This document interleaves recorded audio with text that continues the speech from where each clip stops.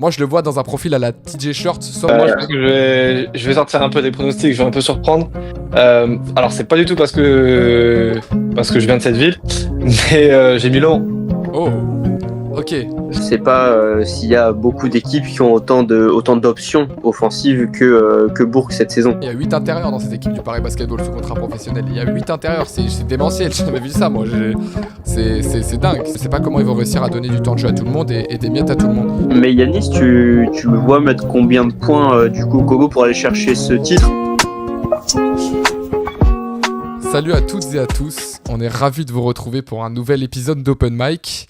L'Eurobasket étant terminé, aujourd'hui, on s'attarde à notre précieux championnat de Betclic Elite qui reprend ses droits ce week-end, si je ne dis pas de bêtises, avec une petite preview globalement de la saison. On va parler un petit peu mercato, on va parler aussi de nos top 3, les équipes qu'on voit descendre, et on va terminer avec nos petits awards de la saison. Enfin bref, vous allez voir, vous avez de toute façon, tout est indiqué dans les timecodes.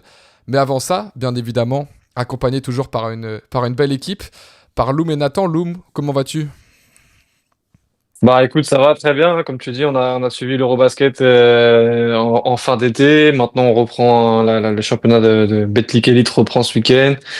Donc on a hâte. On sait que l'Elite 2 a repris déjà. Donc voilà, hâte de pouvoir débattre avec vous, de parler de la première division française. Et Nathan, comment tu vas toi ? Ça va. Bah, on n'avait pas pu débriefer l'Euro ensemble, donc bon, il y a forcément encore un peu de déception qui reste. Hein. C'est pas passé encore, mais bon, on va pouvoir vite rebondir. Là, il y a le championnat qui reprend. On a hâte. Exactement, c'est le début de la saison 2025-2026, de toute façon on est là pour se régaler. J'en profite avant le début de la vidéo, bien évidemment on a eu l'occasion d'aller, si vous avez vu sur les réseaux sociaux, d'aller au LNB Media Day, où on a pu faire pas mal de petites interviews assez sympathiques avec Nando de Colo, Mathieu Strazel, etc. Ça va sortir, on va faire un petit vlog de la journée. Ça devrait sortir soit ce week-end, soit début de semaine prochaine. Voilà, restez branchés bien évidemment, il y a plein de contenus ultra sympas, juste... pour vous prévenir, je pense, messieurs, que nous, en tout cas, on peut y aller pour cette émission. On va démarrer, du coup, par une première grosse partie un petit peu sur les transferts, puisqu'on a vu pas mal de joueurs débarquer quand même dans le championnat de France cet été. On peut penser à Nicolas Mirotic à Monaco, Lamar Stevens à Paris, Tony Snell aussi à Boulazac, même Thomas Hurtel qui est de retour à Lasvel. Il y a plein de noms qui nous ont marqué à gauche, à droite. Je pense qu'on peut chacun à notre tour un petit peu évoquer... ce qui nous a marqué. Je vais commencer par ça peut être un nom, ça peut être une équipe, ça peut être globalement un recrutement qui nous a attiré l'œil. Je vais démarrer peut-être avec toi, Loum. Je sais pas quel recrutement t'as un petit peu marqué sur ce mercato de Betclic Elite. Eh ben, écoute, le recrutement qui m'a le plus marqué, c'est pas forcément un joueur en particulier, mais plus une équipe et une construction. C'est celle du Mans. Je trouve qu'en fait, sur le papier, il y a eu, bon, déjà, il y a eu la re-signature de Trevor Edgins et la re-signature de beaucoup de joueurs, mais j'insiste sur celle de Trevor Edgins parce que, il était, on sait, très, très convoité par même des équipes d'Euroleague.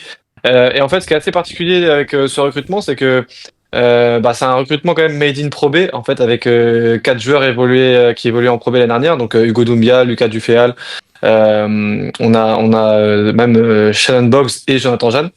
Donc 4 joueurs qui viennent de Pro B, mais en même temps, c'est quand même des joueurs qui sont confirmés. Et on l'a vu sur la préparation, c'est pas forcément des joueurs qui auront, c'est pas des paris, c'est vraiment des joueurs, je pense, confirmés.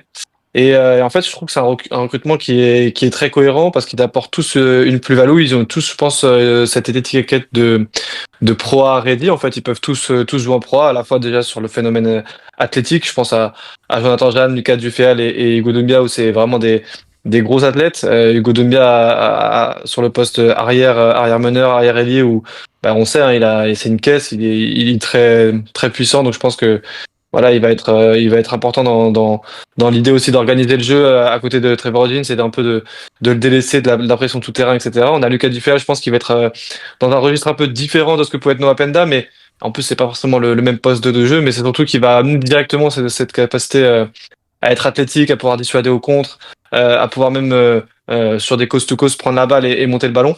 Et puis on a Jonathan Jeanne qui, on le sait, va apporter de la taille. Il n'y avait pas ça l'année dernière au MSB. Il fait 2,18 m. Je pense qu'il va apporter vraiment beaucoup de verticalité, une menace aussi sur le jeu aérien, sur le jeu des alley-oops, parce qu'on sait on peut même les associer des fois avec Wilfried Yeguete ou même avec Deshaun Thomas. Et c'est des joueurs qui sont très bons dans les short rolls, donc ils peuvent des fois trouver Jonathan Jeanne sur les alley-oops, donc très intéressant. Donc ouais, c'est un recrutement qui. Et puis, en dernière recrue, je suis obligé de parler de Johnny Vera Mesquel parce que On a la blessure de Léopold Delaney qui fait un peu mal au cœur et qui du coup a dû redispatcher un petit peu les cartes. Et on a ajouté un shooter avec Johnny Bernard-Mesquel. Donc en fait, je trouve l'équipe hyper bien construite avec une menace sur le shoot à 3 points qui est flagrante parce qu'on a vraiment des shooters à tous les postes et que ce soit des joueurs du sac majeur ou des joueurs du banc ou en fait la menace elle est omniprésente. Donc voilà, c'est vraiment le recrutement que je mettrais en avant plutôt que de mettre un joueur ou deux. C'est le recrutement que je trouve le plus cohérent entre les prolongations et les joueurs arrivés. J'ai cité Godoumbia, on sait qu'il était déjà signé par le MSB et que c'est juste un retour de prêt. Mais voilà, très très très intéressante à suivre cette équipe. Bah écoute, je pense que moi en tout cas je partage ton avis. Puis ils ont fait très bonne impression quand même sur la Super Coupe. Même si la finale était plus compliquée face à Monaco, il y a quand même un très beau match face au Paris Basket. Nathan, je te lance tout de suite. Toi, qu'est-ce qui t'a marqué dans ce mercato? Bah forcément, il y a toutes les grosses signatures, tout ça, mais j'aimerais quand même garder un œil sur Marcus Keane. Marcus Keane, le gros retour à Strasbourg, la signe après avoir fait en revenant de Maroussi en Grèce où il a continué sur son niveau de jeu qui est toujours incroyable. Mais c'est ça, on sait que dans un Strasbourg en difficulté, 2 fois 12e d'affilée là, sur les 2 dernières saisons, Strasbourg a besoin de retrouver son niveau de jeu d'antan. Donc Marcus Keane, ça peut justement permettre à Strasbourg de retrouver cette classe, de retrouver ce niveau. On sait que quand il était là en 2022-2023, ça fait 8e, très bonne saison, avec toujours une régularité au scoring et même parfois des cartons. Mais il peut vraiment être le patron du bas court, à côté de Jean-Baptiste Maille qui retrouve pour partager la main. Donc ouais, Strasbourg, dans l'ensemble, me plaît pas particulièrement. Il y a eu l'affaire avec Adam Abal là en fin d'été, mais ouais, Marcus Keane, je pense que ça va apporter au moins un minimum de stabilité dans une équipe qui en a grandement besoin.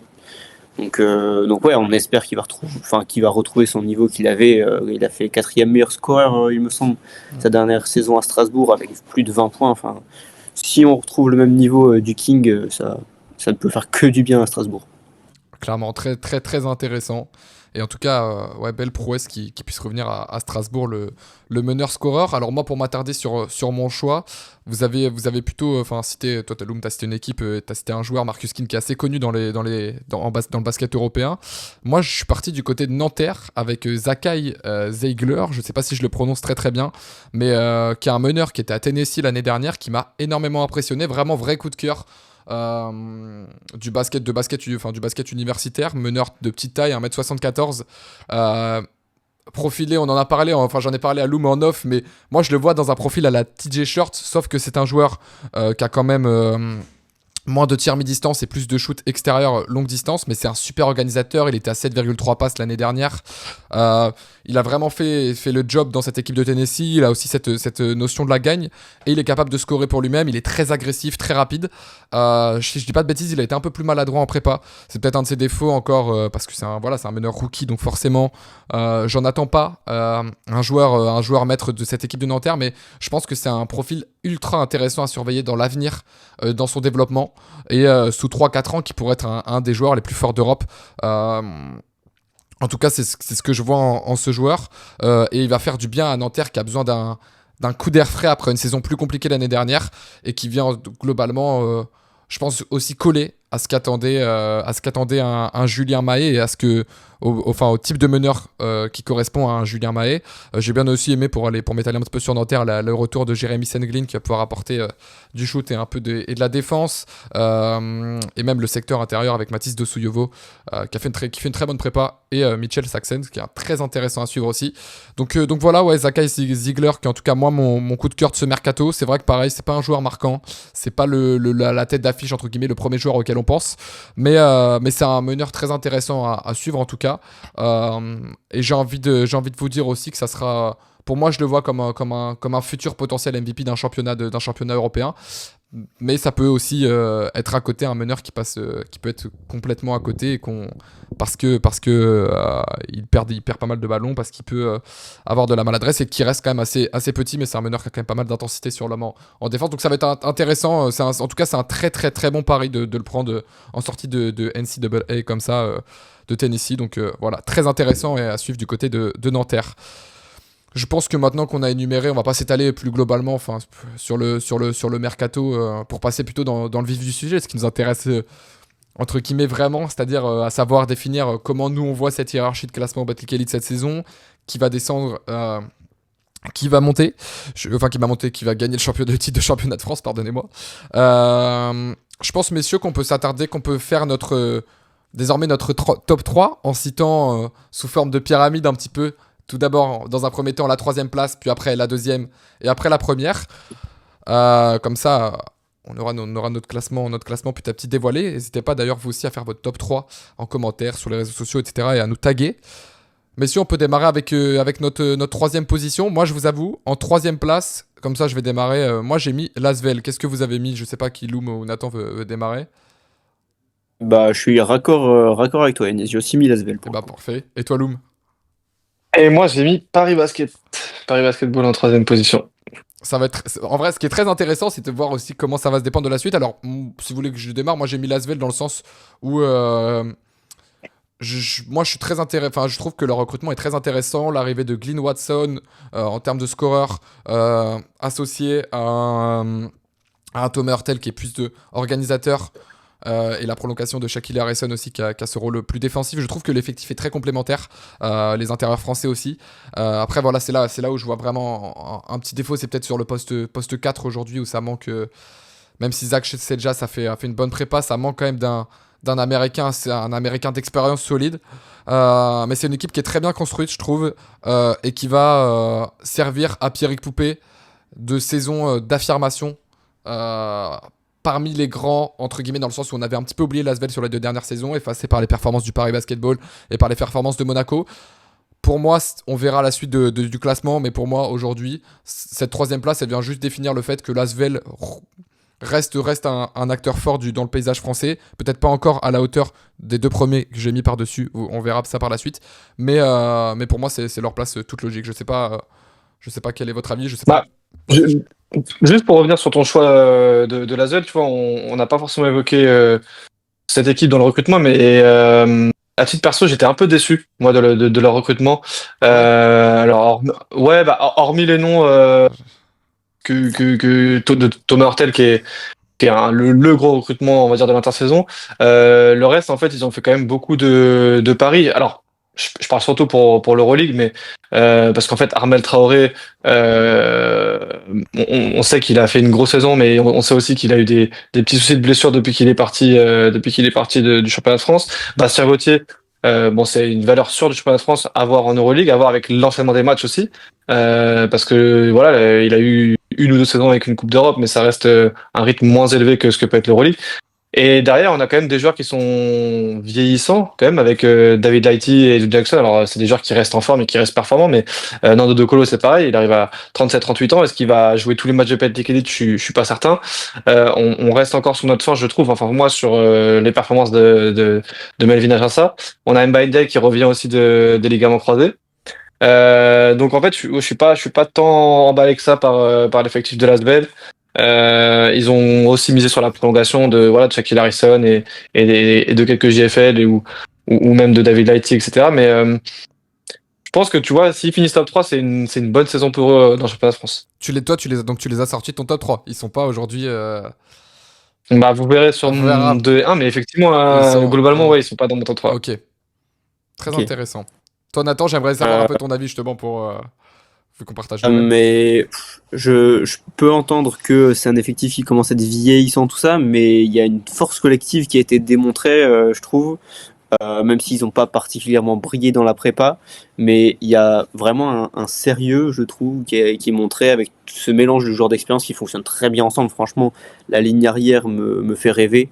D'ailleurs, il va y avoir un sujet, je pense, pour hiérarchiser tout ça du côté de Pierrick Poupé, mais non, franchement, la ligne arrière est exceptionnelle. Et franchement, je crois aussi en ce secteur intérieur Massa Vautier qui peut être sérieux, même s'il n'est pas non plus élite. Mais non, le sujet, ouais, c'est peut-être un peu plus les ailes. Après, Après, à voir, comme on parle que de Betclic Elite et pas de Euroleague, Ouais. forcément, ce qui serait intéressant de voir, c'est la capacité de ces gros rosters à pouvoir aligner les meilleurs effectifs en championnat de France, parce que voilà, un joueur comme Tom Hurtel, s'il joue la totalité des matchs de Betclic Elite, forcément, il sera peut-être à la fin dans le top 5 des MVP. Et puis du coup, ça va aussi changer la saison de Bastien Vautier, parce que si demain, on sait que je pense que Bastien Vautier, quand il a vu le recrutement de Tom Hurtel, je pense qu'il était content. Et il s'est dit, ah là, j'ai mon, j'ai mon meilleur passeur. Je pense que là, il était content. Donc ça aussi, ça va. Alors pareil, en plus Nando et Thomas, je pense que les deux, ils vont pouvoir vraiment servir des ballons au poste intérieur. Donc, mais c'est surtout, on ne sait pas en fait sous quelle disposition il va arriver chaque dimanche. Je pense que Thomas Hurtel, par exemple, il est quand même majoritairement revenu pour l'Euroleague. Donc à voir si il joue sur les deux compétitions. Après, enfin, moi je te rejoins sur un certain point sur ça avec Lou, mais d'un côté je suis aussi en désaccord. Enfin, ça rejoint aussi le point de vue de Nathan, mais euh, moi je trouve qu'ils ont un backcourt très solide qui permet d'aligner un effectif avec de la fraîcheur sur les deux compétitions. Ils ont quand même deux jeunes qui ont pas mal de gaz avec Adam Atamna et Melvin Aginsa qui joueront plus en Battle Elite et qui vont pouvoir apporter de la rotation. Là où on va pouvoir entre guillemets un peu plus cramer les joueurs d'expérience sur l'Euroleague. Mais pour moi, le seul problème de l'Asvel, c'est vraiment le secteur intérieur où poste 3-4, on a quand même Mba Ndiaye qui revient de blessure, tu l'as cité. Et après, au poste 4, on a Armel Traoré, Zach Seljas, Bastien Vautier, Bodian Bassa. Ça fait une rotation qui est courte. Pour moi, il manque encore un intérieur à cet effectif-là pour pouvoir avoir le cardio de tenir la saison avec les doubles championnats. Mais je le trouve intéressant dans la complémentarité. Moi, je trouve que je trouve que c'est vraiment le poste 3 un peu créateur qu'on n'a pas, je trouve. Alors, je sais qu'ils ont beaucoup de créateurs sur les postes 1-2, mais au final, sur les postes 3, Ouais. ils ont David Lighty, ils ont Melvin Aginsa, et tu Ça peux va rajouter jouer Edwin petit. Jackson. Qui ça? Non, ça va jouer petit, c'est sûr qu'il va y avoir Ouais, ouais, des fois avec c'est ça, mais trois gardes alignés en même temps, hmm, c'est sûr. moi, je trouve que ça manque un peu de. Voilà, c'est pas comparable avec les effectifs de Monaco, par exemple, mais puisqu'on est dans la Betclic Elite, voilà, on sait que Monaco, ils ont quand même des joueurs sur les postes 2-3 qui peuvent créer. Donc, moi, non, à voir la saison de Lasvel. Ouais, puis rappelons quand même que dans le contexte économique, l'Asvel est aussi un club qui a connu pas mal de pertes et qui du coup avait moins d'argent à faire marcher en tout cas avait moins d'argent pour aller chercher des gros noms. D'où le fait aussi qu'on aille chercher des joueurs qui sont en championnat de France ou dans des championnats pas forcément qui sont pas forcément engagés, pardonnez-moi, en Euroleague. Du coup, pour notre troisième place avec Nathan, on est parti sur l'LDLC Asvel et toi Loom sur le Paris Basketball. Je pense qu'il est temps désormais de passer à notre deuxième place qui terminera au pied de la première place de titre de champion, enfin de titre de championnat de France, pardonnez-moi, puisque le titre de champion de France est bien évidemment déterminé à la fin des playoffs. Moi, en deuxième place, en tout cas, j'ai mis le Paris Basketball, du coup que Loom, toi, t'avais placé troisième. Je sais pas ce que vous avez mis vous messieurs, mais moi, en tout cas, c'est Paris en deuxième. Ah bah moi je Euh, pense que je vais sortir un peu des pronostics, je vais un peu surprendre. Alors c'est pas du tout parce que je viens de cette ville, mais j'ai mis Lens. Oh, ok, J'ai mis le MSB en deuxième position. très très intéressant. Toi, t'as mis quoi, Nathan? non, cette fois, je t'ai pas suivi et je suis parti plutôt sur Bourg, sur la Ok, JL. Voilà. ok, en vrai, très très intéressant parce qu'on a des tops très séparés, très différents au final, et avec des équipes. Voir Bourg et Le Mans en deuxième, c'est quand même intéressant. Je pense qu'on peut dire un petit mot sur Paris d'abord, comme ça, ça permet aussi de compléter le fait que tu les as placés troisième, Loom, etc. Moi, j'ai placé en tout cas le Paris Basketball à cette place-là parce que malgré leur super coupe qui a été mais dégueulasse et exécrable au possible, j'ai trouvé la prépa très intéressante. Je me suis maté les matchs contre Belgrade et l'Olympiakos. Ils ont été très très solides quand même contre les clubs d'Euroleague. À regarder les yeux dans les yeux, c'était avant que Nadir Effi arrive dans le groupe. Et puis dès que Nadir est arrivé entre guillemets à part avec la super coupe, ça a été plus compliqué. Mais je trouve le recrutement mine de rien quand même très intéressant. J'avoue que j'adore le profil de Justin Robinson. Je pensais pas qu'il allait être aussi fort honnêtement en termes de individuellement et dans sa capacité à créer. C'est un effectif qui a mis du temps à se retrouver, mais qui a quand même une hiérarchie forte sur le papier. Il y a quand même des joueurs qui sont restés avec Nadir, Sébastien Herrera, et même les intérieurs. Je pense à Léo Cavalière, Enzo Charvin qui est de retour, etc. Je suis pas mal fan aussi de l'arrivée de Lamar Steven, qui va apporter vraiment beaucoup d'intensité défensive, de l'expérience d'Amatembaï. Et après, je les vois quand même un cran en dessous de ce qui est fait l'année dernière, de ce qu'ils ont fait l'année dernière, enfin même largement. Mais je les vois quand même plus forts que l'Asvel pour moi, et que par exemple, même des équipes comme Le Mans, Bourg, que vous avez cité, parce qu'ils ont sans doute cette profondeur de roster qui leur permettront de pouvoir jouer les deux compétitions à fond. Mais globalement, ouais, c'est globalement leur préparation qui m'a rassuré. Toi, je sais pas comment, enfin, pourquoi Loom, tu les avais placés notamment en troisième position, mais Bah, déjà, ouais, top 3 je trouve que c'est un bon résultat, même si je pense que ces équipes-là, elles ambitionnent à chaque fois à être premières. Mais en fait, je trouve que Paris a quand même nettement baissé en termes de talent cette année. ouais, c'est clair. À tous les postes, je trouve qu'il y a vraiment beaucoup, beaucoup, beaucoup moins de talent. Ce qui fait qu'ils vont rester, je pense, à un niveau élevé, c'est que bah, ils ont visiblement la volonté de garder la même identité de jeu et qu'ils ont surtout un roster, par exemple, surtout pour la Betclic Elite, qui est quand même majoritairement composé de joueurs qui connaissent le championnat. On a Joël Ayayi, on a Léopold Cavalier, Alan Dokossi, Nadir Rifi, puis on a même du coup les anciens comme Sébastien Herrera ou Yacouba Ouattara. Donc c'est des joueurs qui connaissent le championnat de France. Maintenant, pourquoi pas? Pourquoi je ne l'ai pas premier ou deuxième? Parce que je pense que c'est quand même nettement inférieur au talent de l'année dernière. Que voilà sur certaines fins de match, je sais pas trop à qui remettre le ballon. Alors bien sûr, on pense à Nadir, mais ou à Justin Robinson, mais voilà, je trouve que c'est un groupe qui manque, ouais, on voit qu'ils ont plus la même identité quand même enfin, qu'ils ont la même identité de jeu, mais avec moins de talent, même en termes de cohésion. Alors ça, c'est un truc un peu tout bête et peut-être que ça évoluera durant la saison, mais voilà, il y a un peu moins de cris avant Ouais, les matchs, un peu exactement. moins de, de- un peu moins de huddle. On l'a vu là, j'ai vu les vidéos sur la Super Coupe à Roland-Garros où on sent qu'il y a quelques joueurs qui essaient de réinstaurer cette culture-là, mais en fait, bah, les leaders sont partis. En fait, c'est Ouais, puis plus, c'est plus aussi naturel qu'avant. les joueurs qui instaurent ça, c'est ceux qui sont au club déjà depuis là. C'est le jeune Mungala et Nadir C'est Rifi ça, non mais et Léo c'est Cavalier. Après, les autres c'est nouveaux ça. américains qui viennent se greffer ont un peu plus de mal, entre guillemets, sur ça encore. C'est ça, il y a cette culture Paris Basket qu'incarnait un Tyson Ward, un TJ Short, enfin voilà, tous les anciens de Beaune là qui avaient ça et on sent que c'est plus trop le cas maintenant. Donc voilà, bon, je pense que ce sera une équipe quand même hyper compétitive dans le championnat de France qui finira voilà top 3, en tout cas dans mon top 3, un troisième, mais avec moins de talent, donc c'est pour ça que je les ai pas mis sur les deux premières positions. Je sais pas si Nathan, t'as un petit mot sur le Paris Basket ou pas, mais après on Ah oui, passera. Vas-y, je t'en prie. bah, je vous rejoins d'autant plus sur ce point, c'est que je les ai pas mis du coup dans mon top 3. Ouais. Je Oh. sais pas si ça vous surprend que je les ai pas mis en premier, mais c'est ça, je suis d'accord avec vous sur le fait que limite c'est même le plus gros déficit, je trouve, au niveau talent sur le mercato. Je pense que c'est l'équipe qui a vraiment perdu le plus avec Kevarus Hayes qui est parti à Monaco, Short, Ward, enfin c'est pour moi limite le plus gros perdant. Et après, ça va surtout dépendre pour moi de savoir si Nadir peut se transformer en leader, vraiment en leader d'équipe, parce que il était plus en lieutenant de short, donc ça peut varier. Peut-être que Paris, si Nadir Ifi est vraiment le leader qu'il est amené à devenir, peut-être que ce résultat pourrait changer, mais c'est ça, l'effectif est très bien. Mais je sais pas si avec le cumul des compétitions, tout ça, ouais, je vois pas cet effectif être assez concentré sur la Betclic Elite et peut-être perdre quelques matchs qui les amènent du coup à. Moi, je l'ai mis quand même évidemment à la 4e place. Enfin, je comprends les pertes énormes, mais c'est vrai qu'ils avaient un effectif qui était quand même magique et ils ont fait quelque chose d'unique en termes de roster. Et je parle d'histoire qu'a vécu cette équipe-là dans le basket, mais quand même, sur le papier, ça reste quand même pour moi un recrutement. Enfin, ça reste un recrutement solide. Alors Nadir va avoir les clés du camion, ça c'est sûr. On l'a vu sur la Super Coupe, il met 27 points en tirant. Il prend, enfin, il a énormément beaucoup plus de tickets short, notamment avec le fait que TJ Short ne soit plus là. De tickets shoot, pardonnez-moi, j'ai ticket short. Mais par contre, moi je trouve quand même que voir l'arrivée d'un Justin Robinson, un Jeremy Morgan, Lamar Steven, Derek Willis, enfin c'est quand même des noms qui sont connus dans le basket européen. Ça reste quand même des joueurs forts et c'est pour ça que je pense que quand, comme tu disais Loom, cette énergie, ce collectif va réussir à prendre un petit peu.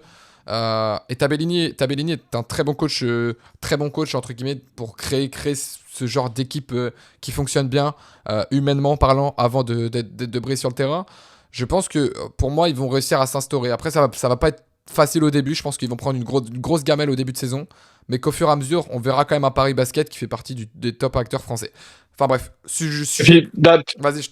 ouais, j'allais dire, moi juste pour terminer sur le Paris Basket et puis après j'expliquerai mon choix du Mans. Mais tu vois, dans le recrutement, moi ce qui m'a vraiment surpris, c'est enfin, le club, ils ont fait l'équipe de poste 4 en fait. Il y a Léopold Cavalier, il y a Dalton Holmes, il y a Alan De Cossy, Derek Willis. Enfin, j'ai l'impression qu'ils ont recruté Amatemba, Amatemba aussi. ouais. Enfin, Même il y avait vraiment. poste 5 Alors je sais aussi, qu'ils hein. vont matcher, je sais que des fois Matemba il sera peut-être un peu plus 3, on l'a vu défendre des fois même sur les meneurs.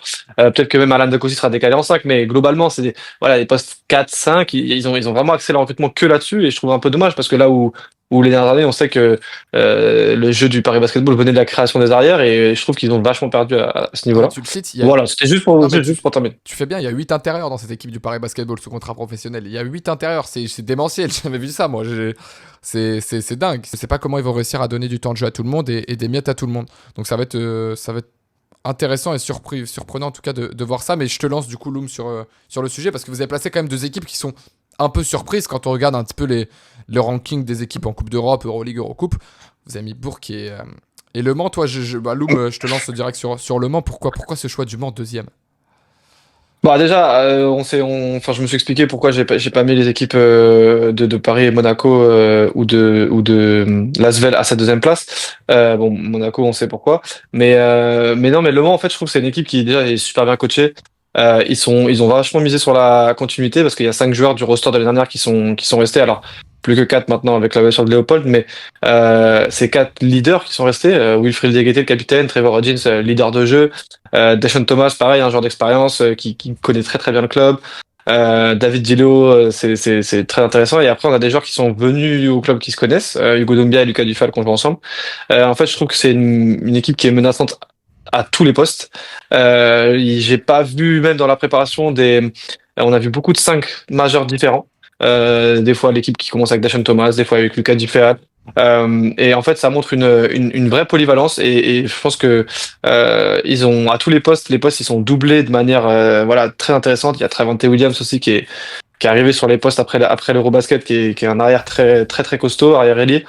Voilà, en fait, c'est une équipe qui a déjà gagné l'année dernière, qui a été très intéressante alors que c'était que la première saison du coach, c'était aussi un peu un nouveau cycle. Et en fait, j'ai l'impression que c'est un peu la saison de la confirmation pour eux et que, un peu à l'image justement de Bourg, sa dernière saison qui est sur une pente ascendante, j'ai l'impression que c'est un petit peu l'ère du MSB. Parce que voilà, un club qui se stabilise, qui a drafté Noah Penda, donc qui a aussi récupéré une masse salariale plus ou moins égale, voire supérieure à la dernière. Et puis c'est un club qui travaille bien. Je sais que voilà, ils ont refait un peu les infrastructures là-bas à Antares. Ils ont un staff qui est voilà, Guillaume Vidal là, il est arrivé, il a ramené aussi également son assistant là qui vient d'arriver. J'ai oublié son nom. Mais voilà, c'est pour moi c'est un club qui travaille super bien dans le jeu. On l'a vu hein, à la Super Coupe là, qui a éliminé le Paris Basket, qui a eu une bonne préparation aussi. Je crois qu'ils ont perdu une fois ou deux contre Cholet, mais globalement ils ont à chaque fois eu des gros écarts sur la préparation. Et en fait, moi, voilà, je les vois être constants, je les vois, même s'ils vont être sur la scène européenne, je les vois quand même finir dans ce top 2, donc ce sera une équipe surprise, mais je vois très fort cette équipe du MSB. Puis au global, ça fait quand même plaisir de revoir Le Mans Sarthe Basket, qui est un club historique du championnat de France, se stabiliser un petit peu plus en haut du panier. Moi, je les ai mis quatrième de ma saison pour vous dire au global. Quatrième, c'est une équipe très intéressante. Et puis tu parlais, pour compléter ton analyse et sans répéter, il y a aussi un très gros développement qui est fait autour des jeunes. On peut voir avec Grassov, le jeune Grassov qui est présent et qui va intégrer l'effectif professionnel. Swan Penda qui a été recruté au centre de formation. Enfin, on sent qu'il y a vraiment un vrai développement avec un double projet, donc professionnel et jeune aussi, qui est là et qui représente simplement bien l'ADN de cette équipe-là. Je sais pas, toi. Ouais, et puis juste Vas-y. pour juste pour terminer, tu vois, sur l'équipe du Mans, en fait, ce qui me conforte dans mon idée que ça va être dans la continuité de l'année dernière, c'est que bon, c'est une équipe qui est totalement différente. On l'a dit, une menace intérieure avec Jonathan Jeanne qui est différente, mais c'est quand même des joueurs que Guillaume Zeda a vraiment vraiment recruté. Et je dis pas que l'année dernière c'était pas le cas, mais là il a non seulement gardé euh, des joueurs qu'il voulait garder, il a ramené des joueurs qu'il connaissait très très bien, Lucas Dufay notamment, Hugo Dombia, on sait qu'il y avait la connexion aussi avec Vichy. Donc c'est vraiment cette menace en fait que je ressens dans cette équipe du Mans. Ok, très très très intéressant. En tout cas, de placer Le Mans deuxième, en vrai, c'est un choix osé sur le papier, mais cette équipe-là, elle va être en tout cas, elle sera dans les hautes sphères, sans doute, ça sûrement.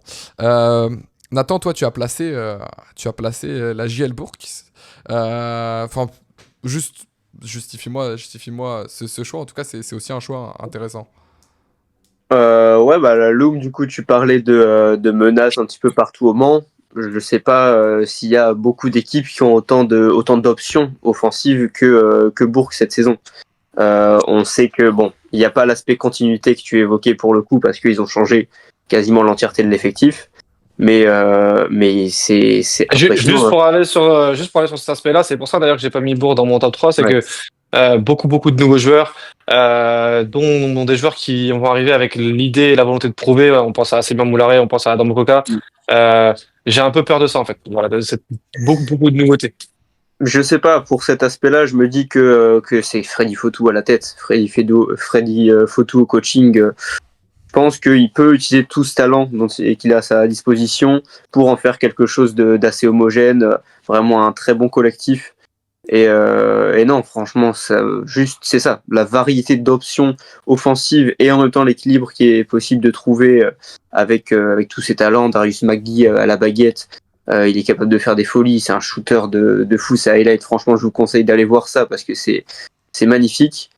Ouais, non, franchement, il y a vraiment une armada offensive avec Adam Mokoka aussi sur l'aile ou au poste d'arrière. À voir, non, c'est un effectif franchement très impressionnant. Donc, c'est ça, je suis d'accord avec toi quand même, Loum, que la clé de la saison, ça sera de trouver une entente parmi tous ces joueurs. Mais je compte sur le coach pour faire ça et j'y crois. La petite limite peut-être à Bourg aussi, c'est peut-être les pépins physiques. Ils ont été pas mal impactés avec Adrien Nelson qui s'est Ils ont blessé. déjà deux blessés, ouais. Ouais, et leur pigiste, j'ai plus son nom, qui s'est blessé aussi également. Il y a Anthony Il y a- Labanca aussi, il me semble, qui s'est blessé. Ouais, Il JT y a la Shoemate, banca, c'est ça. McDowell White. Et la banca. Mais pour revenir sur ce que tu disais, Nathan, moi je trouve ça aussi très intéressant l'arrivée d'un joueur d'Euroleague, William McDowell White, qui est à l'Alba Berlin, qui va porter pas mal de jeux sur les lignes arrière. C'est une équipe très intéressante, mais pour moi, j'ai un peu la même vision que Loom, entre guillemets, dans le sens où c'est une équipe qui a quand même beaucoup de nouveaux joueurs et qui va devoir intégrer ce petit monde et faire bien fonctionner. Et quand je vois par exemple, j'ai vu leur match au All-Star Game où ils perdent de 20 points en finale contre l'Asvel, tu sens qu'il y a quand même quelques bases qui ont du mal, tu sens que la machine n'est pas encore vraiment lancée. Frédéric Foto est aussi arrivé sur le tard, donc je pense que ça va sans doute peut-être faire qu'ils auront un début de saison compliqué, mais ça restera une équipe très forte du championnat de France. Mais c'est pour ça que moi en tout cas je les ai pas mis dans mon top 3. Est-ce qu'on pourrait pas, enfin je sais pas si t'as un petit mot à dire sur la Gelbourg ou sinon on passe à notre top 1. Bon, non, j'allais dire qu'on est unanime, je pense, sur le top 1 et qu'il n'y aura pas de grande surprise. J'allais dire que on a tous mis Monaco, je pense. Moi j'ai mis le Portel. Non, je rigole. Ah. non, Monaco. Ah, ils vont pas.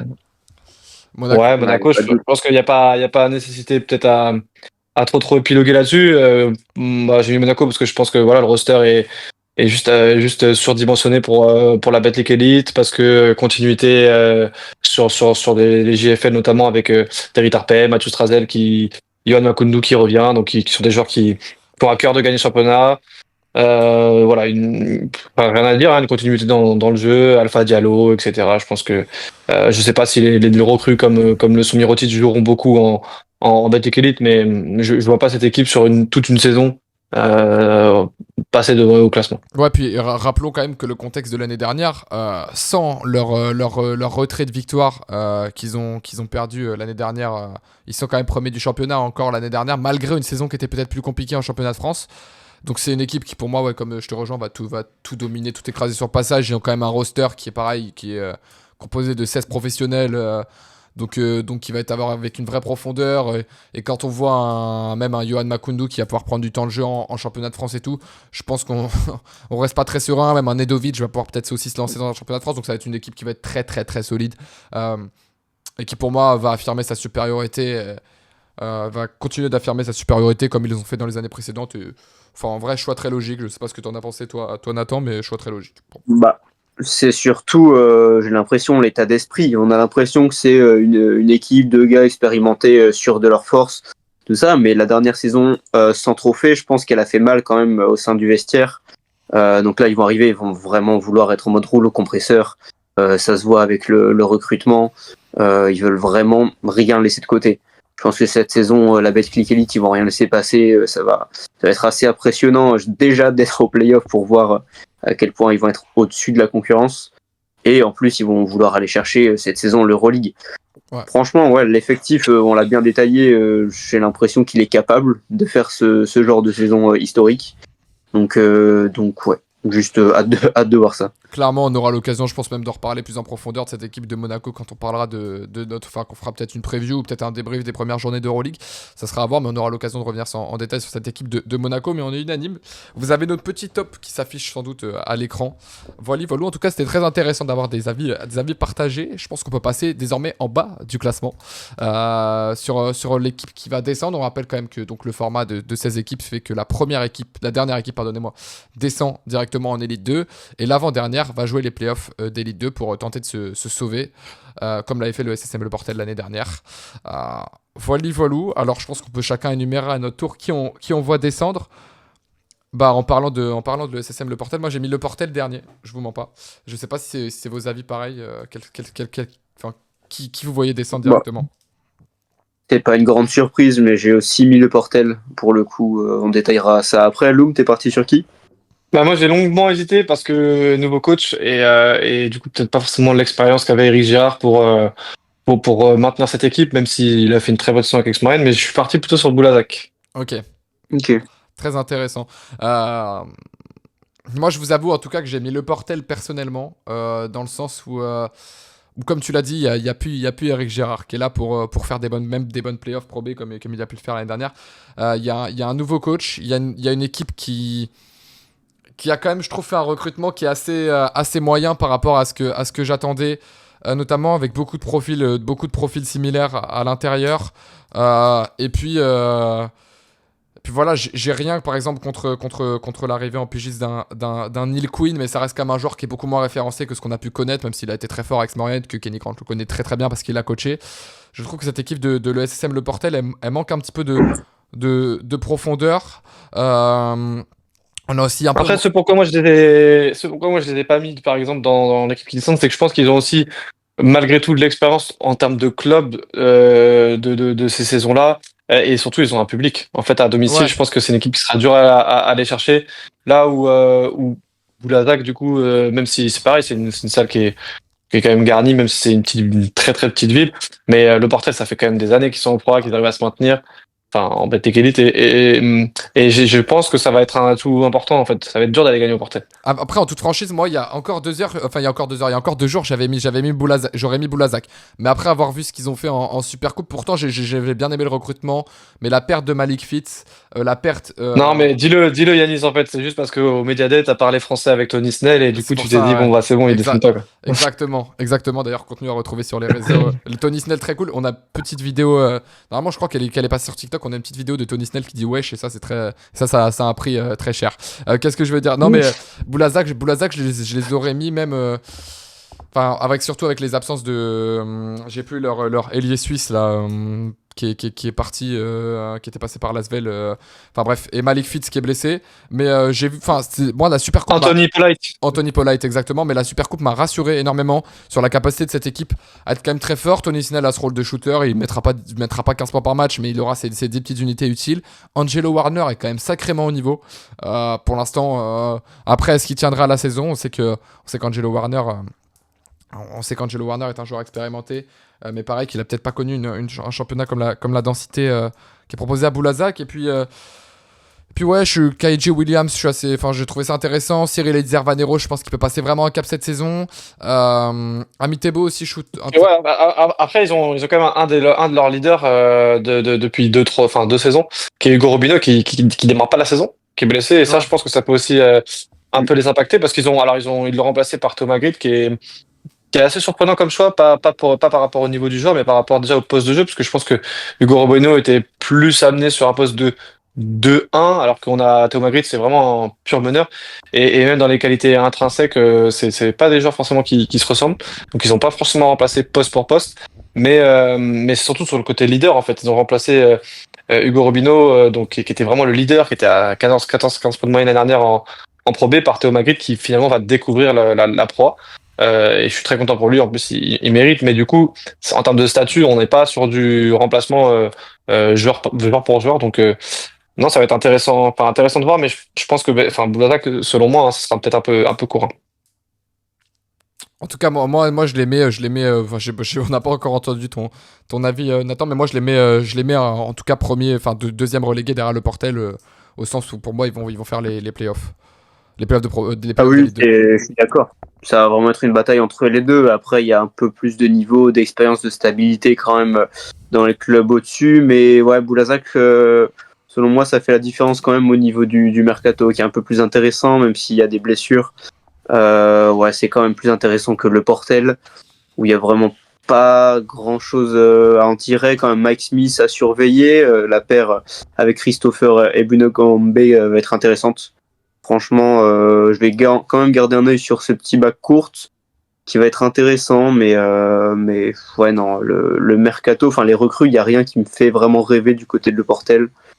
Et même si c'est ça, club historique, bonne ambiance, je pense que là, ça fait trop d'années qu'ils sont à la limite. Et non, je pense que là, cette année, ça va être trop compliqué. Ouais, je suis d'accord sur le fait en tout cas que c'est les deux équipes les plus en dessous de ce championnat. J'avais quand même mis moi noté des petits warnings pour Gravelines qui part avec dans ces 11 professionnels, Romain Valacou, Luca Le Taillère et Soren Braque qui sont très jeunes, donc il va avoir un effectif qui va être globalement très raccourci en termes d'expérience, donc ça va être à surveiller, mais pour moi Gravelines sera un cran au-dessus. Et j'avais noté aussi Strasbourg comme qui a surveillé avec leur début de saison qui a du mal à se lancer en interne. Ils ont pris une branlée contre le Bayern en prépa et hormis le retour de Marcus Keane, moins salivant, enfin moins en tout cas moins intéressant sur le papier, mais je pense qu'en tout cas on voit un petit peu à peu près les clubs qu'on voit descendre. Je pense qu'on peut passer sur nos awards, une partie assez intéressante. Je sais pas ce que vous en dites, vous êtes chaud. J'allais dire pour terminer et pour le watch time, pour attirer les spectateurs jusqu'à la fin, on va terminer par le trophée de MVP. On va démarrer par le plus jeune, le plus jeune qui est, en tout cas moi j'ai placé. Peut-être à la grande surprise, on rappelle quand même que pour fixer la case qu'on s'était fixée, nous, c'est jusqu'à 2004 en termes de génération de joueurs. En tout cas, c'est ce que nous, on s'est imposé à nous-mêmes. Et je crois que c'est la Ligue, c'est pareil pour la Ligue. Moi, j'ai placé Soren Braque du BCM Gravelines Dunkerque. Je sais pas qui vous avez mis, vous, les gars. J'ai hésité Non. avec Soren Braque, mais au final, je suis parti. Je sais pas si ce sera le meilleur jeune, mais j'ai vraiment envie de le surveiller.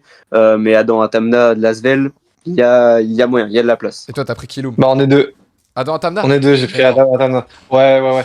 Ouais, Donc, si, j'ai pris Adam Atana et pour rejoindre Nathan, non seulement je pense il sera intéressant à suivre, mais je pense moi qu'il fera partie vraiment des meilleurs joueurs en termes de même de stats, de production, parce que j'ai l'impression que sur la préparation, Pierre Coupet, il l'a pas mal responsabilisé. Ça pouvait être un peu surprenant parce que c'est quand même un joueur qui vient de N1 et même s'il a été très très performant en N1, bah il y a quand même deux classes d'écart, mais je trouve qu'il a vraiment des capacités intrinsèques de pouvoir dominer. Il a du talent, il est shooter, il est quand même athlétique. Je pense qu'en pro, il aura des responsabilités. Là où il sera aussi beaucoup mieux entouré, je pense qu'un Soren Braque, ça peut l'aider à briller. Et puis Soren Braque, moi j'étais un petit peu déçu de sa Coupe du Monde, pour rien vous cacher. J'ai vraiment été déçu. Et puis je pense que en fait Gravelines dans une idée, alors on a un coach avec Jean-Christophe Prat qui fait énormément confiance aux jeunes, donc je suis pas trop inquiet pour son temps de jeu. On l'a vu avec Romain Domon, mais Gravelines, comme c'est une équipe qui va vraiment jouer, comme tu dis, soit pour son maintien, soit pour vraiment aller qualifier sur le play-in ou play-off, et ben ça peut aussi amener à diminuer le temps de jeu de Soren Braque, ou du moins ses responsabilités, parce qu'en plus il y a John McSweeney, etc. Donc ouais, je partirais plus sur Alain Matamna qui sera voilà mieux entouré, c'est très bien coaché, c'est les joueurs qui sont autour vont l'aider à briller, donc ouais, non, non, et puis c'est très jeune, hein, de 2007, Montana, donc pour le coup, là, on respecte totalement la catégorie des jeunes, on est bon. Peut-être un petit mot, toi, sur Adam Atamna avant que je justifie mon petit Soren Braque que j'ai placé. ouais, ouais, bah clairement c'est ça. Il va pouvoir grandir et enfin il aura pas non plus beaucoup de responsabilités.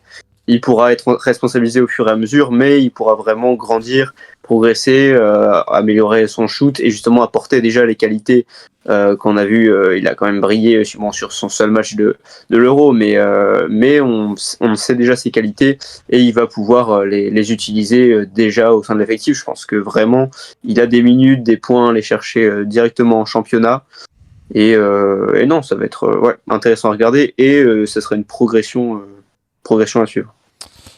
Très intéressant. En tout cas, je vous mens pas. Enfin, Adam Atamna était dans ma balance entre guillemets. J'ai cité entre lui Hugo Yimgamukuri qui a fait une très bonne prépa quand même avec Nanterre. Donc, mais pour moi, c'est pas cette année-là qui sera meilleur jeune. On en reparlera, je pense, l'année prochaine quand on sera dans un draft process, etc. Moi, j'ai mis Soren Braque parce que j'ai été ultra impressionné par sa saison à Cholet l'année dernière, sa façon dont il s'est retrouvé à être responsabilisé par Fabrice Lefrançois. Très bon choix de partir de Cholet d'ailleurs. Non pas parce qu'il y avait une mésentente ou quoi que ce soit, mais parce qu'il y a quand même un meneur derrière lui qui arrive et qui va prendre aussi beaucoup d'attention avec Aaron Toho Nancy. Mais à Gravelines, il sera responsabilisé. Et toi, Loum, là où tu vois le côté de Gravelines va jouer entre guillemets le maintien, donc il va devoir responsabiliser plus ses cadres. Moi, justement, je vois le côté Gravelines est une équipe aujourd'hui où parmi les 11 professionnels, comme j'ai dit tout à l'heure, il y en a quand même 3 qui sont des jeunes. Et Soren Braque est aujourd'hui le plus confirmé. Alors, bien évidemment, je suis d'accord avec toi, il a fait une Coupe du Monde compliquée. Je vais pas remettre en cause, la Coupe du Monde était due aussi à un tout, que ce soit au coaching, ou même sur le niveau global de l'équipe. Mais j'ai trouvé intéressant, c'était quand même 3,1 points, 1,3 passes la saison dernière, sur 10 minutes de temps de jeu, il sait être efficace. Il a pas peur du haut niveau, il a prouvé qu'il pouvait jouer dans la cour des grands. Donc voilà, on l'attend vraiment passer un step. Et puis dans cette équipe, t'as parlé d'Edon Maxumi. Je pense que ça peut être intéressant d'avoir un deuxième organisateur derrière, avec peut-être un profil peut-être, ouais, moins passeur. Ouais, je pense que Edon Maxumi, mais qui va être quand même bien dans l'organisation et dans la capacité à être fort. Je le vois très bien associé en tout cas avec McLewis. Donc c'est pour ça que je le place haut. Moi je pense qu'il va faire des grosses stats. Au contraire, Adam Atamna va peut-être être plus enfermé dans le roster de l'Asvel. Mais après, comme on a dit, il y a l'Euroleague, donc forcément peut-être qu'il aura plus de responsabilités. Donc ça va être intéressant. En tout cas, je pense que ça va être 2 joueurs qui vont être à suivre cette année. Et je pense qu'on a fait le tour sur Est-ce que vous pouvez citer d'autres joueurs? Parce que moi, je sais que sur cette catégorie-là, j'ai hésité aussi dans les joueurs qu'on peut citer avec Jael Treffel. Ouais, exactement. De Strasbourg, qui est de la même génération qu'Adam Zadana, donc 2007. Mais je me suis dit que voilà, si. Je me suis dit juste pour revenir sur ce point-là, j'ai hésité pareil avec Jael, mais le truc c'est que la raquette est bien complète à Strasbourg, malgré le fait qu'ils ont que 10 professionnels et qu'il est dans la liste des 10. Foussieni Traoré et Nelly Joseph à l'intérieur en poste 5. Je pense que ça va envoyer du bois et qu'il va se retrouver vraiment avec un rôle de 10e homme avec 5 minutes de temps de jeu à peu près. Voilà pour son impact. Enfin, je te laisse reprendre, je t'ai coupé sur ça, mais c'est pour moi, ça a été mon raisonnement. Non, mais en fait, moi, c'est parce que je pense que c'est vraiment le côté rim runner qu'il n'y a pas forcément à Strasbourg. On sait que voilà, William Pister, c'est plus un poste 4 qui va s'écarter. Donc, je pense que, notamment sur le pick and roll avec Jean-Baptiste Maille ou avec Marcus King, je pense qu'il peut être vraiment intéressant, même sur les rebonds off.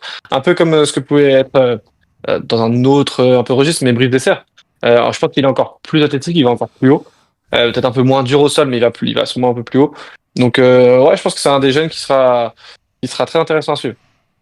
Clairement, et moi j'en avais un dans la liste aussi qu'on n'a pas beaucoup cité, mais qui va être très intéressant. C'est aussi Mark Owen Fozzodata qui a fait lui par contre une bonne Coupe du Monde et qui sera à Nancy à la Maine en meneur avec des responsabilités avec Enzo Gudusina. En plus on a vu malheureusement Enzo Gudusina s'est fait une petite blessure là, mais là où il va avoir des responsabilités à Nancy. Donc Mark Owen Fozzodata mérite d'être aussi un des noms qui revient. Et puis après il y a Ebunango. Avoir Aaron. Ouais, à Aaron. Et Lucas Fischer, Lucas Fischer au Portel aussi, ça va être intéressant. Et puis après, je pense qu'il n'y a pas une liste infinie de nouveaux jeunes joueurs, en tout cas, qui émergent vraiment en tête. Peut-être Akram Nagy à Chalon, mais voilà. C'est peut-être l'une des premières années là depuis longtemps où justement on n'a pas un crack dans le championnat qui va être drafté très haut en NBA, tout ça, donc bon, à voir. En tout cas, on a un crack pour moi, il s'appelle Hugo Yimgamukuri, mais c'est pas pour lui cette année encore. C'est-à-dire que il arrive, il fera partie des cracks. Mais bon, bref, on a terminé en tout cas sur notre trophée de meilleur jeune. Je pense qu'on peut passer au trophée de MIP. Alors, pour placer un petit peu de contexte quand même pour les gens, en global, notre trophée de MIP n'est pas décerné par la LNB, mais nous, on a considéré les joueurs qu'on voyait bien passer un cap, que ça soit... on le prend pas au sens de meilleure progression d'un joueur qui était déjà en Battle Elite et qui va faire une encore meilleure saison. On prend plus au sens de joueurs qu'on voit passer des caps et qu'on voit vraiment exploser cette saison tout simplement en Battle Elite. Et moi je vais démarrer du côté du Limoges CSP avec Sean Tanner que je vois faire une très grosse saison. Je sais pas qui vous avez vous dans vos listes, mais moi j'ai Sean Tanner en tout cas. Bon, Nathan, vas-y, dis-nous Nathan. Non, moi je suis plutôt parti sur Clarence Nadolny de Chalon, qui arrive de Rouen et qui peut avoir un bon rôle justement derrière un autre joueur dont on a parlé. T'es parti sur qui, toi, Loum? Je suis pas parti sur le joueur en question, dont on évoquera souvent après, et je suis parti sur un étranger. Et un peu dans la lignée d'ailleurs de ce que je disais tout à l'heure par rapport aux équipes surprises, je suis parti sur Shannon Box. Ok. Ok. Très intéressant. Je sais pas qui veut commencer par débattre. Si vous voulez, je peux démarrer en disant. Allez, dis-nous Yanis. Moi, Vas-y, Yanis. j'ai mis Sean Tanner. Je vous mens pas, c'est un profil intéressant que, enfin, en tout cas, moi, je suis depuis très très longtemps en Pro B Elite 2. Notamment quand il a fait ses premières saisons espoir où il joue un petit peu avec les pros à Antibes et tout, vraiment gros talent individuel. Et puis il a eu du mal quand même un peu avec l'or. Il est passé à Angers là où il a vraiment comment montré un beau visage. Et puis l'année dernière à Rouen, dans une équipe qui était complètement bouchée au sens où il y avait vraiment aucune hiérarchie établie. Donc c'était compliqué de s'affirmer. Il tournait quand même à 9,5 points de moyenne. Ça reste un joueur qui peut tout faire sur le terrain, très bon shooter, de grosses qualités athlétiques aussi, vraie arme offensive polyvalente, un bon arrière qui peut jouer aussi poste 3 mais comme on aime. Il mettait 9,5 points surtout en 18 minutes de moyenne de temps de jeu, donc c'est quand même un joueur qui sait être très efficace. Il a fait une prépa qui est monstrueuse avec Limoges, je crois qu'il est à peu près à 15-16 points de moyenne sur la prépa. Ça va être un joueur qui va avoir des responsabilités, ça c'est sûr, dans un effectif de Limoges où on a recruté beaucoup de joueurs capables de construire. Et je pense qu'avec Frank Mason, il sera vraiment une des pattes importantes au scoring et qui sera le pari de global en attaque de cette équipe de Limoges. Donc je le vois vraiment exploser cette saison, devenir enfin peut-être le joueur. Voir enfin les espoirs se réaliser sur les espoirs qu'on avait placés sur lui. Mais ouais, franchement, je suis assez impressionné par Sean Tanner. C'est pour ça que je le vois vraiment passer un cap et faire partie de ces joueurs qui sont servis aussi de l'élite 2 pour comme boost de carrière. Voilà. Je sais pas si. Ok. Ouais, bah je vais enchaîner du coup. Donc ouais, je suis parti sur Clarence Nadolny qui a 24 ans. Donc c'est l'âge typiquement où il va falloir confirmer. Donc il vient de Rouen où il sort d'une saison avec près de 12 points, 2,7 rebonds et 3,5 passes. Donc joueur quand même assez complet.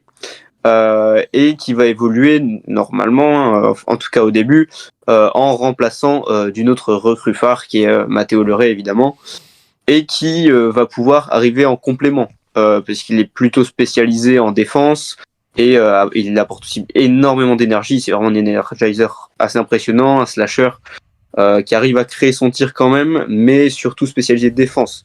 Ce qui peut quand même manquer à Mathéo Leray, qui est spécialisé plutôt attaque, distribution, shoot. Deuxième meilleur passeur de Betclic Elite, on le rappelle quand même l'année dernière. Donc ouais, derrière le duo Leray et Jeremiah Hill, je pense que Clarence Nadolny peut vraiment s'affirmer comme un sixième homme, ou en tout cas le remplaçant de ce backcourt. Et à 24 ans, ouais, vraiment s'affirmer comme un joueur majeur de la rotation.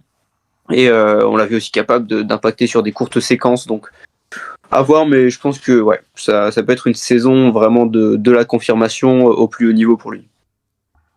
Très intéressant. En tout cas, il fait. Bah, écoutez, moi je rejoins vos avis par rapport à Clarence et à Sean Tanner.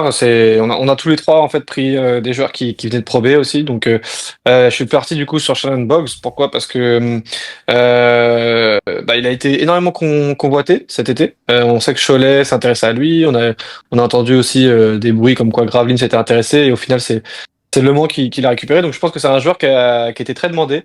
Donc il va avoir des grosses attentes autour de lui et je pense qu'il va profiter également, je pense, d'une concentration maximale sur Trevor Hodgins au Mans, et je pense qu'il peut avoir des libertés. On l'a vu à la Super Coupe où je crois que c'est contre Monaco, où c'est vrai, en fait c'est le seul joueur qui arrive à briller. Il finit à 24 points et je pense qu'il va vraiment bénéficier de ça. En fait, il y a tellement de menaces extérieures et même intérieures d'ailleurs sur l'équipe du Mans, et il est tellement adroit. Il était à plus de 17 points de moyenne, à 37% 3 points avec Lava. Et je pense qu'il va bénéficier de ça pour avoir vraiment une carte à jouer et côté un peu du coup révélation, au moins au plus haut niveau, parce qu'en Pro B il avait vraiment prouvé que c'était un joueur surdominant dans cette division. Et je pense qu'il va amener ça, cette menace extérieure, sa capacité à shooter. C'est un bon passeur aussi. Donc ouais, je pense qu'il il va surprendre, et je vois une trajectoire encore ascendante. C'est-à-dire que je pense que la proie, c'est pas son plafond. Ouais. Je pense qu'il sera amené à jouer plus tard une Coupe d'Europe style Eurocup, voire même Euroleague. Donc ouais, je l'ai mis dans mes MIP, ou du moins les surprises qu'on va suivre sur la saison 2025-2026. Ouais, il était quand même à 22 points sur la Super Coupe de moyenne. C'est super intéressant. Mais en tout cas, ce qui est très intéressant dans nos trois choix, c'est qu'on a placé quand même des joueurs qui sont des gros, qui ont brillé par des grosses individualités dans le championnat Elite 2, en tout cas, qui ont brillé par ces caractéristiques-là, alors avec leurs skills propres à chacun. Mais donc, c'est très intéressant et ça montre aussi à quel point le basket français a vraiment cette passerelle qui est forte entre les deux championnats, avec une Elite 2 qui nourrit vraiment de talent, en tout cas, la Betclic Elite. Trois joueurs qui vont être très intéressants à suivre, donc Clarence Nadolny, Shannon Boggs et Sean Tanner. La saison prochaine, je pense qu'on peut aborder notre dernier award, notre dernier trophée. Celui, je pense, qui honnêtement est peut-être le plus dur, parce que autant on arrive à avoir un positionnement clair avec une défense assez précise, en défendant un joueur sur le trophée de MIP de meilleur jeune, mais en tout cas pour moi j'ai eu du mal à trouver mon trophée de MVP. C'est pour ça que je vais vous l'annoncer tout de suite et qui va peut-être vous surprendre. Au début, Oula, on a peur. au début j'étais parti sur, je me suis dit que ça allait être un joueur. Enfin, je suis parti sur trois joueurs dans ma tête. J'avais en premier Mike James qui venait en tête. J'ai eu Nadir Effi. J'ai eu Thomas Hurtel qui m'est venu en tête aussi. Et au final, je me suis dit que vu que Monaco allait terminer premier, sachant qu'on n'aura sans doute pas un joueur qui dominera le championnat comme TJ Short a pu le faire sur les 2 dernières années, je pense que ça va être un joueur de la Roca Team qui va faire une très grosse saison en Betclic Elite. Et là, il y en a deux qui me sont venus en tête dans cette logique-là, hein, pour tout vous expliquer. C'est soit Mathieu Strazel, soit Elio Kobo. Et j'ai préféré opter pour Elio Kobo. Pour moi, Elio Kobo sera mon MVP de la saison 2025-2026. Je vous laisse ensuite, je vous ai juste énuméré ma stratégie, j'expliquerai ensuite pourquoi après, mais voilà, je vous laisse. Ah, mais Yanis, il a balancé tous les noms de la pro, là. Ah, j'ai tout leak, Non, Mais- ouais, il a tout leak. Mais du coup, déjà pour te rejoindre, pour expliquer moi seulement, j'ai hésité à peu près sur les mêmes choses que toi, pas sur Mike James, mais j'ai vraiment hésité avec Mathieu Strazel parce que je me suis dit que on sait vraiment le championnat de France, ça lui tient à cœur. C'est un joueur qui est enfin, de plus en plus dominant. Chaque saison, il progresse. Il a de plus en plus de responsabilités. Je pense je serais pas surpris qu'il soit MVP. Euh, Pareil pour Elio Kobo, même si je pense que Elio Kobo, des fois, il peut être un peu, j'allais dire nonchalant, un peu lazy, ouais, sur des matchs où des fois, voilà, il va finir le match en proie à 20 minutes, 8 points et 12 passes. Donc, ce qui est des gros matchs, mais là où, justement, moi, mon MVP pour la saison 2025-2026, eh ben, j'ai opté pour Nadir Hiffi. Ok. Ok. Voilà. Ok. Donc, je me justifierai après, peut-être, et juste, voilà, Nadir Hiffi. Bah, en vrai, j'ai suivi le même, plus ou moins le même raisonnement que toi, Yanis. J'hésitais avec les mêmes, mais je suis quand même resté sur Mike James. Mike James MVP, je pense que c'est en tant que champion, le vainqueur qu'il est, il a envie d'aller tout rafler, et c'est un titre qu'il n'a pas encore reçu, donc il y a moyen qu'il sorte 2-3 perfs un peu marquantes au cours de l'année, qui montrent une régularité plus que les saisons précédentes pour aller chercher ça. Et j'avais aussi Nadir en tête, mais comme je l'ai expliqué dans mon choix de mettre Paris 4e, je ne sais pas si Nadir est prêt déjà à passer ce cap de patron qui est nécessaire selon moi. Et oui, aussi, il y a l'aspect pour moi de récompenser le meilleur joueur de la meilleure équipe. Et sur ça, on est tous les trois d'accord, il n'y a aucun doute, ça sera Monaco. Donc voilà Alors, justement, ma réflexion. Pourquoi j'ai pas opté justement pour un joueur de Monaco, pas par rapport à Mathieu Strasel, c'est que je pense que c'est en fait une équipe tellement forte de manière générale, le danger peut venir vraiment à tous les postes. Et en fait, je pense que à chaque match de Betclic Elite, on aura quasiment tout le temps un joueur qui va briller, quoi. Le jour où Daniel Theis va jouer, Daniel Theis, il y a pas beaucoup de pivots en France qui vont pouvoir l'arrêter. Mirotic, pareil, s'il se met à jouer en Betclic Elite, ça va être très compliqué. Là où je pense que justement un Adjerifi, dans mon top 3, Paris finira troisième. Si Paris fait une grosse saison, c'est qu'ils ont besoin de Nadir Hiffi. Et Nadir Hiffi, en Pro A, on l'a vu faire des cartons en 18-20 minutes, mettre 25-26 points. En plus, je pense qu'il aura plus de ballons cette année, du moins plus de responsabilité, peut-être plus dans la création, donc peut-être plus de passes décisives avec l'absence de TJ Short. Donc en fait, je pense que c'est vraiment la saison où Nadir Hiffi, c'est un peu étonnant parce qu'il doit être à la fois à la confirmation, alors qu'on sait que c'est un joueur confirmé, mais à la fois, en fait, tout le monde est un peu pas sceptique, mais on a envie de voir un peu ce qu'il va donner sans TJ Short, avec vraiment beaucoup de regards portés sur lui. L'année dernière, il y a des matchs où il est passé complètement à côté, mais ça s'est pas trop vu parce que TJ Short était excellent. Là, justement, moi, je pense que j'ai opté pour Nadir parce que vraiment, en fait, à Paris, il y aura vraiment une Nadir dépendance. Là où à Monaco, le jour où Mac James il a pas trop envie de jouer, il y a tellement de joueurs à côté que on pourra pas dire qu'il a mal joué ou au pire il mettra juste le shoot de la gagne et ça suffira pour dire qu'il est exceptionnel. Là où Nadir, en fait, ils auront tout le temps besoin de lui. Je vois pas même des matchs où ils peuvent vraiment se passer de Nadir Paris, en fait. Bah, moi, justement, je vois ce fait où Nadir Effi il va être très très responsabilisé en Euroleague. Donc, son statut en championnat de France va entre guillemets diminuer en termes du nombre de minutes, même s'il est très très rentable quand même. C'est le meilleur scoreur en sortie de banc. C'est quand même, il a fait quand même une saison exceptionnelle sur ça. Mais c'est pour ça que moi, je le voyais un petit cran en dessous. Et la question que je te pose, Loum, directement, pourquoi Nadir Effi et pas Trevor Hodgins au final, sachant que tu places Le Mans deuxième? Eh ben, parce que je pense que j'y ai pensé, tu vois, j'ai pensé à des joueurs un peu qui sortaient des lumières, à savoir Trevor Hodgins ou même Jeremiah Hill là, de Chalon, Ouais. des joueurs qui ont un peu brillé individuellement la saison dernière. Et en fait, je pense que c'est des joueurs voilà, qui vont être tellement, en fait, quand les équipes vont affronter Le Mans ou Chalon, pour reprendre l'exemple de Jeremiah, ils vont tellement se focaliser sur ces joueurs-là, sur Trevor Hodgins que je me dis ça va être compliqué pour eux. Enfin, je les vois mal justement assumer une deuxième saison ou une troisième saison pour Trevor Hodgins pour vraiment assumer ce statut. Et je pense que en plus au scoring, Trevor Hodgins il est très intéressant, mais il est aussi très bon passeur. Et je pense que cette année il sera peut-être un peu plus passeur que l'année dernière, d'où les talents qu'il a à côté de lui, les David Dillé au shooter, les intérieurs avec Jonathan Jeanne. Il sera tellement souvent pris à deux que je pense qu'il va être beaucoup plus dans la gestion cette année. Il sera toujours dans le scoring parce que c'est sa nature, mais il sera plus dans la distribution là où l'année dernière on lui demandait vraiment beaucoup de scorer. Alors qu'un Adirifi, en fait, je prends pas beaucoup de risques en disant qu'il finira la saison entre 15 et 20 points de moyenne. Et voilà. Et puis il y a cette côté, encore une fois, ouais, Nadirifi dépendance. On l'a vu, hein, Trevor Hodgins à la Supercoupe, il met 6 points contre Monaco. On l'a vu vraiment cadenasser et je pense que toutes les équipes pourront pas le cadenasser. Mais Nadir, qu'on le veuille ou non, même si Monaco demain ils veulent bloquer Nadir, Nadir il mettra 20 points. Ah, je te comprends sur ça. Et moi, pour terminer en tout cas sur ma justification, moi, de pourquoi du coup j'ai mis Elio Kobo un peu dans la même idée que Nathan, justement, c'est parce que moi je vois Monaco terminer premier et que quand on voit les 3 dernières saisons de Betclic Elite, on voit quand même que c'est TJ Short qui a gagné les 2 derniers. Pareil, il fait soit 1 soit 2. Victor Wembanyama le remporte en 2023.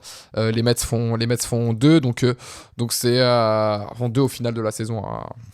Pas en classement si je dis pas de bêtises. Enfin bref, donc c'est pour moi, ça restera pour moi quand même aller récompenser cette équipe de Monaco, puisque aucun joueur de Monaco n'a terminé MVP. Ça c'est assez ouf d'un championnat de France, enfin de première division Pro A Betclic Elite.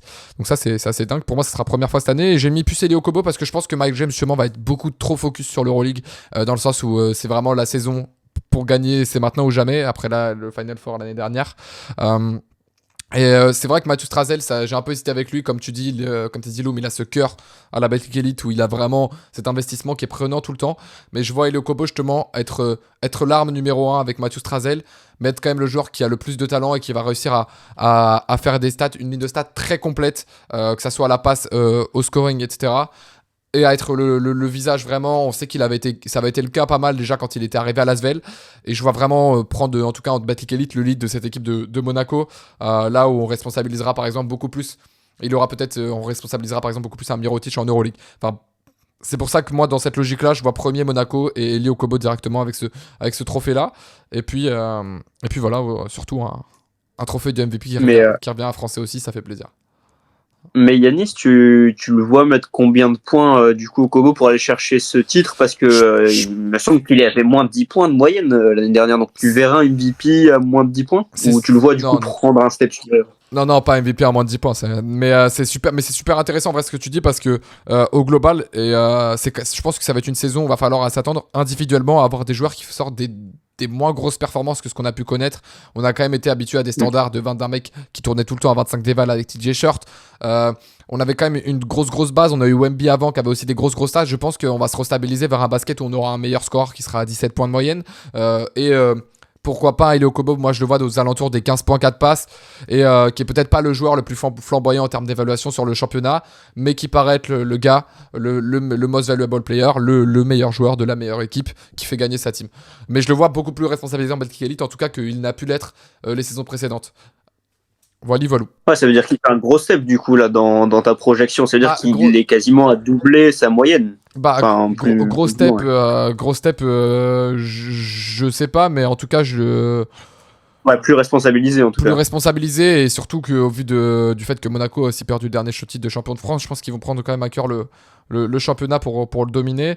Et ouais, tu vois, Elio Kobo, il a quand même fait des saisons à 13 points de moyenne sous l'air, Oui, il en est capable. sous le Oui, maillot oui. de Monaco. Donc je pense qu'il est capable de ça, surtout sur des courts temps de jeu, 24 minutes de temps de jeu, enfin bref, sur des choses comme ça. Donc je pense qu'il est capable vraiment d'être vraiment bon, et je sens la saison référence. Il est aussi à un âge de maturité dans le basket où il arrive vraiment à son prime.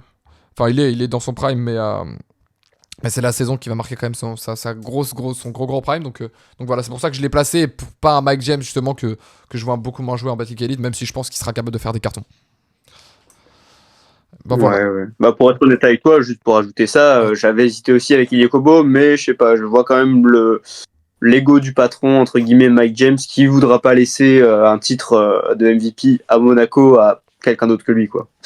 Je pense Ouais. que ça peut faire la différence Ouais. Après, à moi, la je me fin. suis questionné si Mike James allait avoir le bon nombre de matchs comme pour être dans les classements, parce qu'il Oui, y a aussi cette question-là. Mais Mike James, c'est sûr, peut être aussi fait partie des joueurs dans la course. En tout cas, ça va être intéressant. Nadir Rifi pour Loom, Mike James pour Nathan, et moi j'ai choisi Elio Kobo. Ce qui est très intéressant en tout cas tout au long de cet épisode, il faut le souligner quand même, c'est qu'on a des choix quand même qui sont très variés. Ce qui montre que ce championnat de France va être assez, hormis Monaco premier, va être en tout cas très hétérogène. Et qui va être assez variable, donc on peut s'attendre à plein de choses. Je pense qu'on a fait le tour de cet épisode de preview Betclic Elite. Je sais pas, vous avez un petit mot peut-être de la fin chacun? Ouais, bah, je pense que tu l'as dit, on a eu des choix vachement différents, mais s'il y a bien un choix sur lequel on peut s'accorder, Nathan, c'est que bah, le meilleur commentateur de LNB TV, c'est Yanis Bourgeois. Et puis, et ah, puis il y a voilà, on aucun va doute. suivre ça, on va suivre ça Je m'y attendais sur pas. LNB. LNB TV. Ça fera notre MVP de la saison, ça c'est sûr. Ça, c'est sûr. Je m'y attendais pas. Regardez, je rougis carrément. Nathan, peut-être un petit mot toi pour. Non, bah, comme d'habitude, hein, rien à dire. On a juste hâte que ça commence comme à chaque fois. Vraiment, le basket nous manque constamment. Donc ouais, ouais, on va suivre. Mais la JL, ouais, j'y crois vraiment. Donc on refera un point dans quelques semaines. Ok, impeccable, très intéressant. Bah écoutez, merci messieurs, encore une fois, merci aussi à tous de nous avoir suivis. N'hésitez pas à vous abonner, à liker le podcast. On se retrouve très très vite pour parler d'un autre sujet, peut-être autour de l'Euroleague notamment, qui reprend très bientôt. Bien évidemment, abonnez-vous, surtout très important, et mettez la cloche parce qu'il y a le LNB Media Day qui arrive avec un gros vlog en inside. Vous allez voir plein d'interviews super cool. On a quand même la crème du basket français qui était avec nous. On a même les réactions de Nicolas Mirotic, de Justin Robinson du Paris Basketball. Donc ça va être très très cool. C'est très très complet comme vidéo. Et puis voilà, merci à tous de nous avoir suivis encore dans cet épisode. Voilà, et puis on se retrouve très très vite. Ciao.